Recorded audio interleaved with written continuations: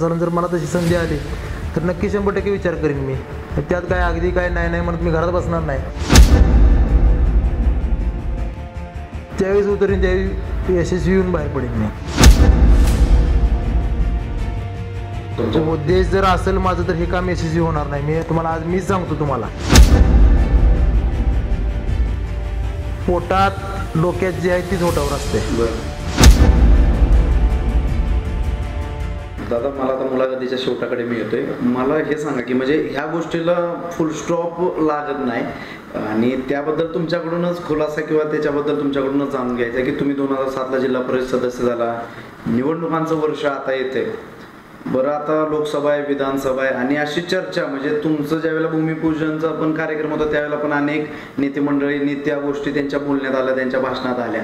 तर नेमके चंद्रहारदादा पाटील हे जे कुस्तीच्या आखाड्यात होते ते काही काळासाठी राजकारणाच्या आखाड्यात गेलेले, ते पुन्हा एकदा राजकारणाच्या आखाड्यात आम्हाला बघायला मिळतील का? नाही, मगाशी तुम्हाला सांगितलं की ज्यावेळेस 2007 साली मला उभा केलं त्यावेळेस माझी इच्छा नव्हती, पण ती वेळ आली माझ्यावर की बरं मी कुस्तीकडे माझं फोकस होतं पूर्ण.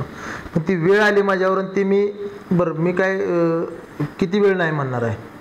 शेवटी मी उभा राहिलो, त्यातही यशस्वी झालो. भविष्यात जर आली संधी आली म्हणण्यापेक्षा, जर नेत्यांनी संधी देण्यापेक्षा जर लोकांना वाटलं की बाबा हा काम करू शकतो, हा प्रामाणिकपणा जे आता माझ्या कामाचा जर पूर्ण आढावा घेतला प्रामाणिकपणानं आपल्या मतदारसंघाचे असेल किंवा हा जर माणूस योग्य वाटत असेल, जर मला तशी संधी आली तर नक्की 100% विचार करीन मी. त्यात काय अगदी काय नाही म्हणत मी घरात बसणार नाही. संधी आली तर नक्की अगदी विचार करून आणि त्यावेळेस उतरीन त्यावेळी यशस्वी येऊन बाहेर पडेन मी. तुमचा कॉन्फिडन्स दिसतोय त्या.